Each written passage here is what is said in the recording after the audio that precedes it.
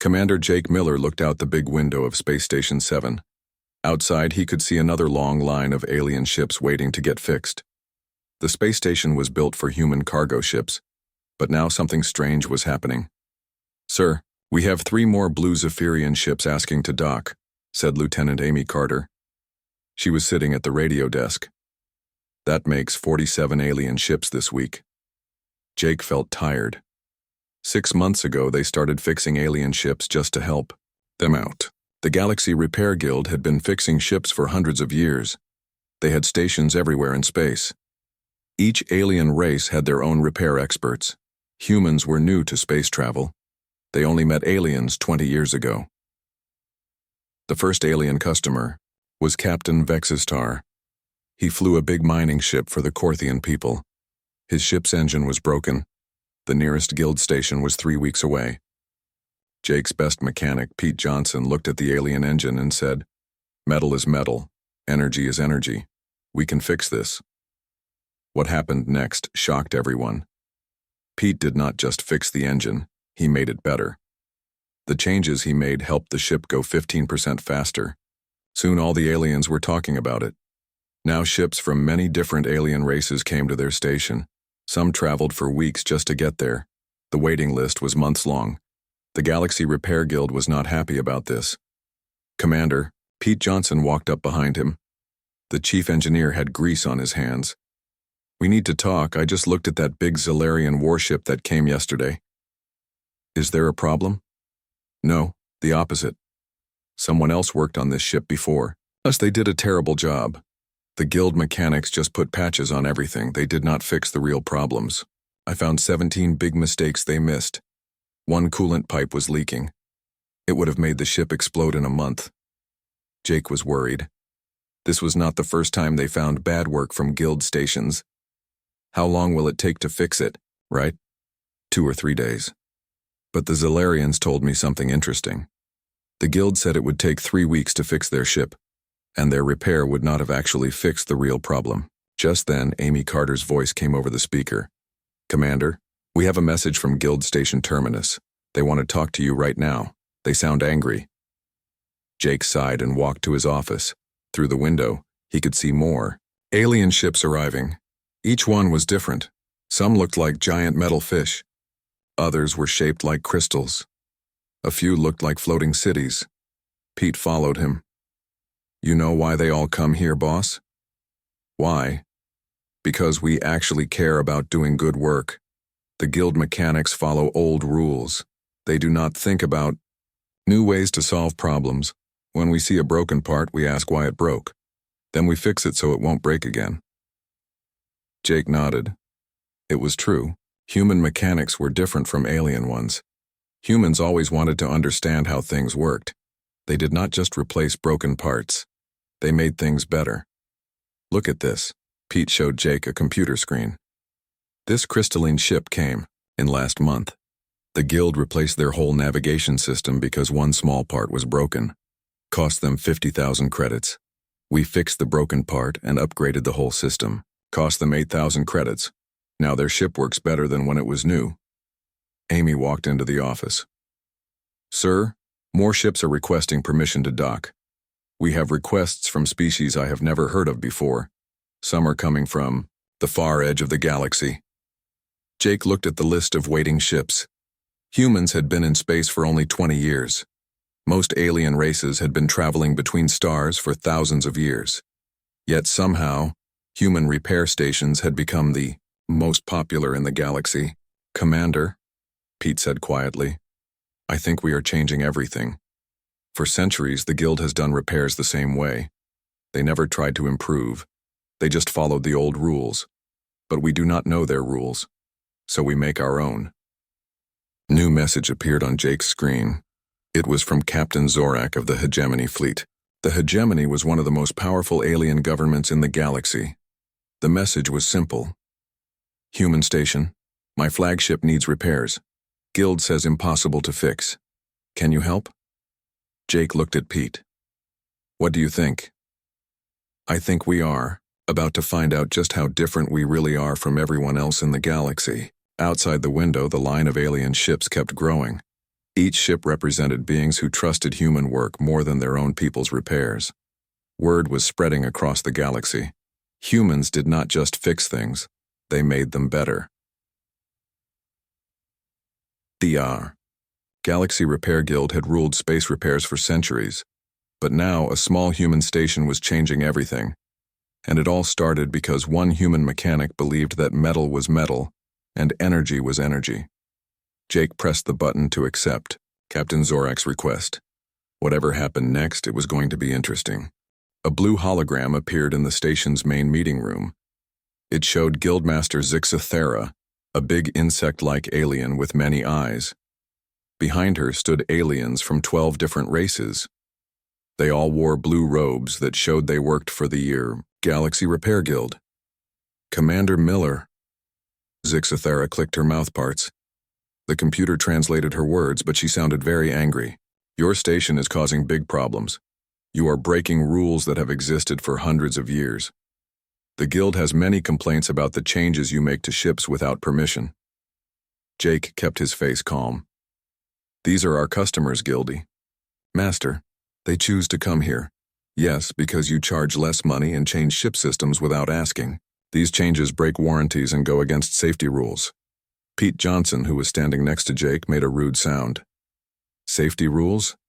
We spend half our time fixing the terrible work your people do. Half the ships that come here went to Guild. Stations first. Those ships are barely holding together. The Guild Master's long feelers moved with anger. Human, you have only been in space for 20 years. The Guild has been taking care of ships for over 3,000 years. And in 3,000 years you got lazy, Pete said back. You don't fix problems, you just cover them up. Jake put his hand on Pete's shoulder to stop him from saying more. Guildmaster, we are not trying to fight with the Guild. We just want to help people. Your help is hurting space trade. So the Guild Council has voted. You must stop working on alien ships or we will punish you. The hologram disappeared suddenly.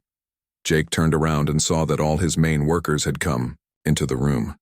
They had heard everything. Punish us how? Asked Dr. Lisa Wong, the station's doctor. Probably a trade embargo, Jake answered. They will try to make alien races stop buying things from humans. Let them try, Pete said angrily. Everyone already knows about us. You know why these aliens keep coming? It's not just because we fix their ships.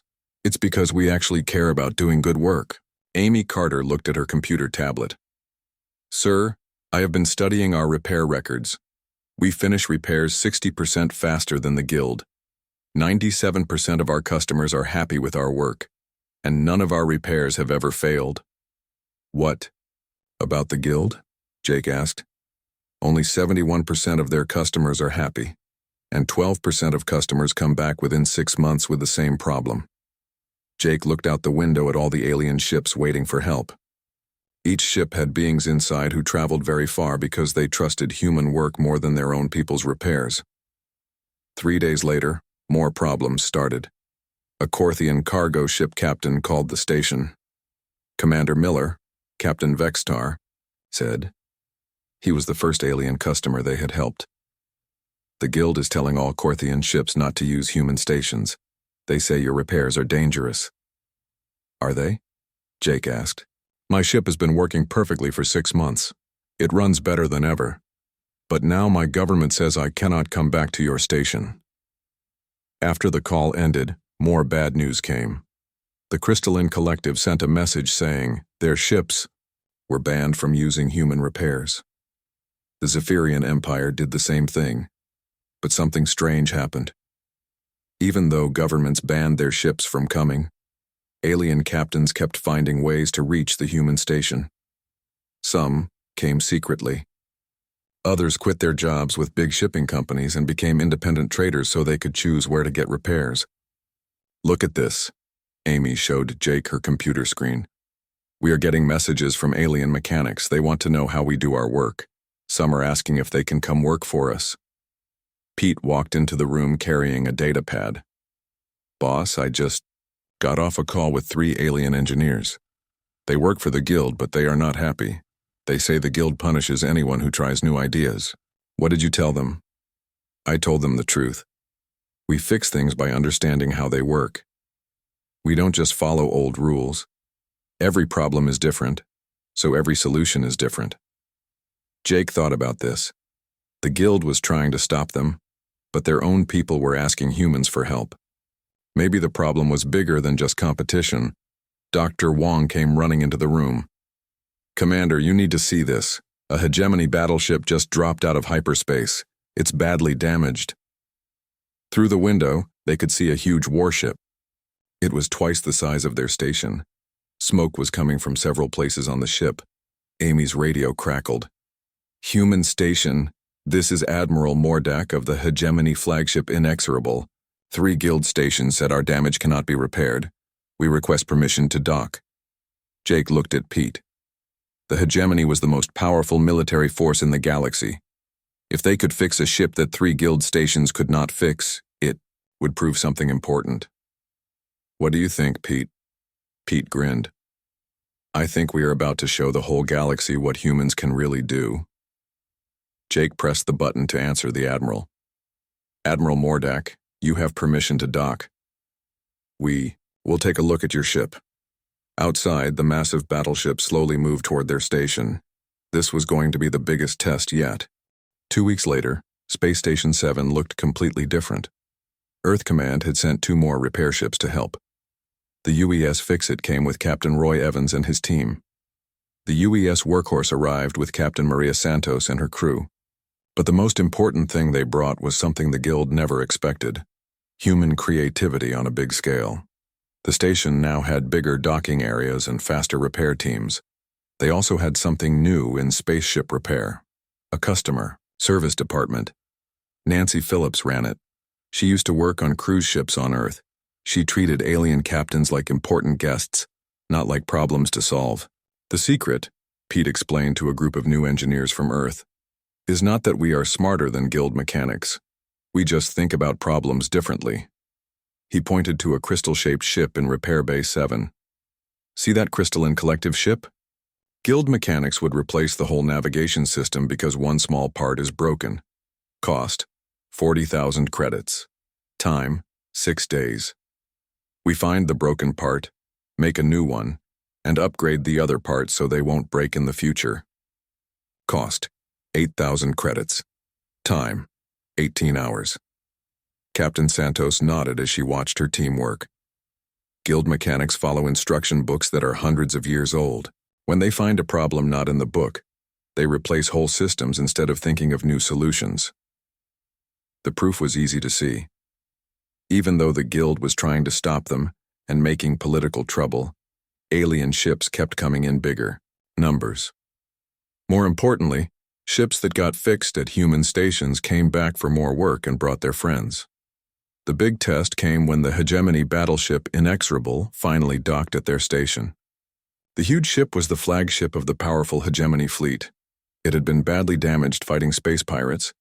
3 Guild stations said the damage was impossible to fix. "Impossible?" Pete said, looking at the damage reports. "The main engine is fine. The hull is strong.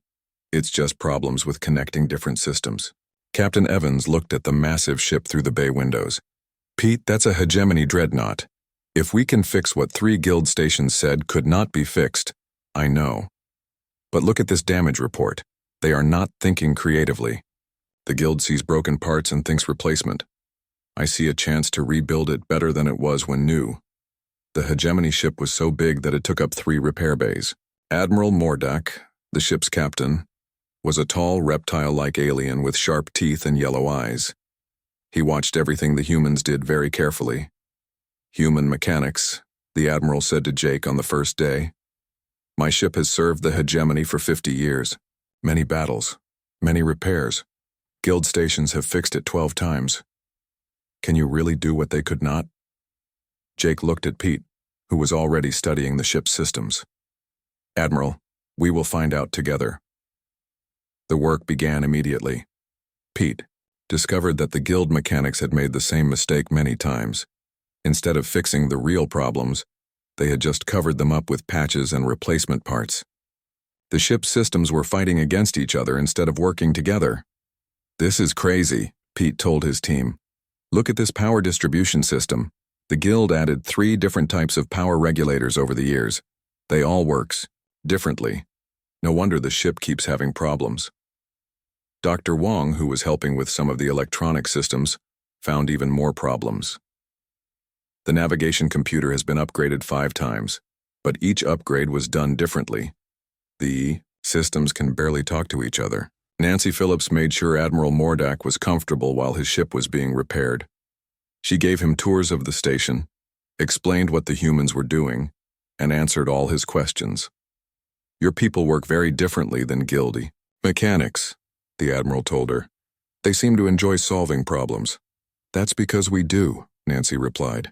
Humans like to figure out how things work. We don't just want to fix something, we want to make it better. On the 3rd day, Pete made a discovery that changed everything. Deep inside the ship's computer systems, he found the original design. Specifications from when the ship was first built 50 years ago. Boss, you have to see this. Pete called Jake to the computer terminal. This ship was designed to work completely differently than how it works now. 50 years of guild repairs have changed it so much that it barely works like it was supposed to. Can we fix it? Better than that. I can make it work the way it was originally designed, but with all the improvements that have been added over the years, it will be like having a brand new ship that's 50 years more advanced. The repair took 5 days total. When they were finished, the inexorable was not just fixed, it was transformed. All the systems worked together perfectly. The ship could move faster, fight better, and use less energy than ever before. Admiral Mordak was amazed when he saw the test results. Impossible, he said, but he was smiling. My ship now works at 112% of original design specifications. My engineers want to know how you did this. We'll be happy to teach them, Jake replied. The Admiral's expression became serious. Human Commander, my ship has been to guild stations many times. They always did just enough work to make it function. You have made it better than new. The Hegemony Council will hear about this. As the inexorable prepared to leave, Admiral Mordak requested a private meeting with Jake. Commander Miller, the Admiral said quietly, what you have done here will change everything. The Hegemony has decided to make human repair stations our preferred choice for all fleet maintenance. When other species see this, they will follow our example. Jake watched the massive battleship jump into hyperspace, moving faster and smoother than it had in decades. Through the station windows, he could see the line of waiting alien ships had grown even longer. Sir, Amy Carter approached with exciting news. We just received formal requests from 6 different alien governments. They want to establish joint repair facilities with human teams. Pete walked up, still covered in grease but grinning widely. Boss, I think we just broke the guild's monopoly. Outside Space Station 7, ships from dozens of different alien races waited patiently for human repairs. Word was spreading across the galaxy faster than ever. The humans had not just fixed the impossible, they had made it better than anyone thought possible. The Galaxy Repair Guild's control over space repairs was ending, and it was human innovation and determination that was bringing the change. 6 months after the Guild's threat, Space Station 7 had become something amazing. The original station was now the headquarters for human repair services, a growing network of repair stations all across known space. Commander Jake Miller, now promoted to Admiral and Director of Space Operations, stood in his new office. He watched construction workers finishing the station's 3rd expansion. Outside, a steady stream of alien ships moved through organized traffic lanes that Nancy Phillips had designed. She based them on how airports worked on Earth. Sir, Commander Amy Carter approached with her computer tablet. She had been promoted too and was now his chief of staff. The reports for this quarter are ready. We are fixing over 3,000 alien ships every month across all our stations. 98% of customers are happy with our work. What is the Guild doing now? That's the interesting part. 12 Guild stations have asked to work with our engineers. They want to learn our methods. Jake smiled. What did Pete say? He is setting up a training program. He says there is no point in keeping secrets if it means better service for everyone. Jake found this funny.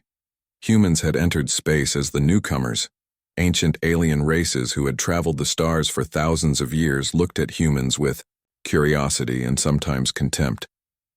But when it came to fixing things, human methods had changed an industry that had stayed the same for centuries. Dr. Lisa Wong joined them at the window.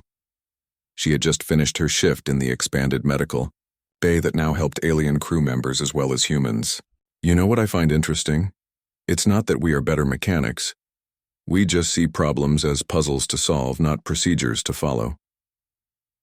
The Guild had 3,000 years to perfect their methods, Jake said thoughtfully. But perfection became stagnation.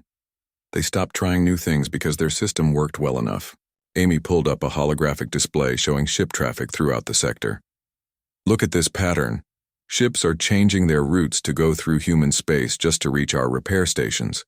We have become a center of space commerce. And how is the Guild responding? They are changing too.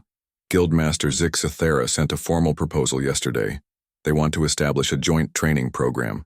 Guild experience combined with human innovation. Through the office windows, Jake watched Pete Johnson directing repairs on a massive consortium mothership. The human engineer worked alongside alien technicians from a dozen different species. They were all working together on solutions that none of them could have developed alone. 2 hours later, Jake received an urgent message. A ship had arrived that was unlike anything they had seen before. It was from the far reaches, a part of space so distant that few beings had ever traveled there. The ship's captain was named Quextal. He belonged to a species called the Architects. They were known throughout the galaxy as the greatest builders and engineers who ever lived. Their technology was so advanced that even the Guild treated them with respect. Human commander, Captain Quextal said when he met Jake in person. The alien was tall and thin, with 4 arms and skin that shimmered like metal. We have heard strange stories about your repair methods, stories that seemed impossible to believe. What kind of stories? That you can repair ships better than they were originally built. That you can make ancient vessels work like new ones. That you solve problems in ways no one has thought of before. The captain paused. We have come to test these claims, Pete. Johnson examined the architect's ship with wonder. It was built using technology that was thousands of years ahead of anything else in the galaxy. The materials were unknown. The power systems were beyond human understanding. Even the basic tools needed to work on it were completely alien.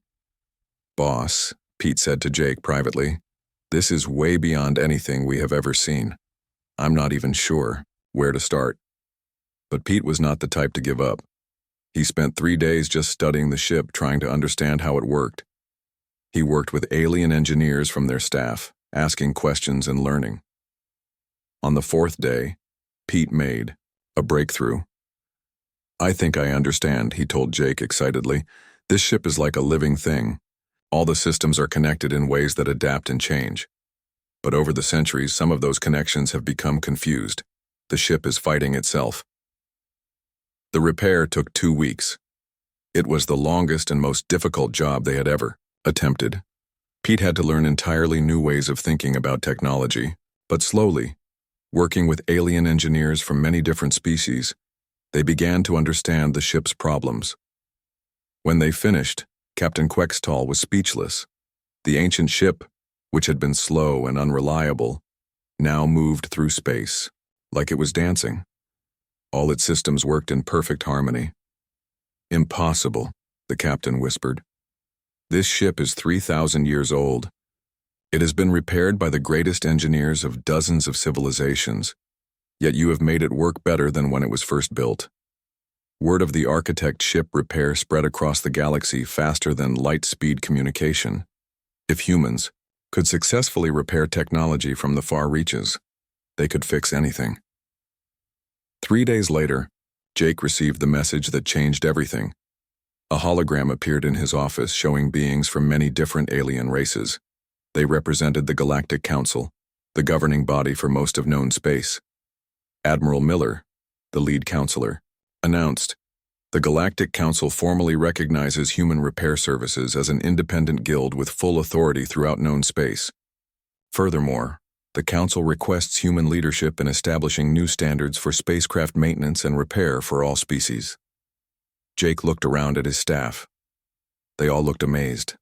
In less than 2 years, humanity had gone from newcomers, seeking acceptance, to leaders setting standards for the entire galaxy. "Sir," Amy asked quietly, "what do we do now?" Jake watched another alien ship approach their docking bay.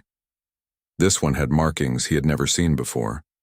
Somewhere out there, beings he had never met were trusting human creativity to keep them safe among the stars. "Now we do what we have always done," he said. "We fix things, we just do it better." Outside, the steady flow of alien vessels continued. Each one was proof of a simple truth that had taken the galaxy centuries to learn. Sometimes the best way to solve an old problem is to find someone who does not know it is supposed to be impossible. The human reputation for making the impossible possible had begun with a single repaired engine and Pete's casual comment that metal is metal, energy is energy. It had grown into something that would reshape space civilization for centuries to come. And in repair bays throughout human space, engineers continued doing what they did best, taking things apart, figuring out how they worked, and putting them back together better than before. Because that was what humans did. They fixed things, and apparently, nobody did it better.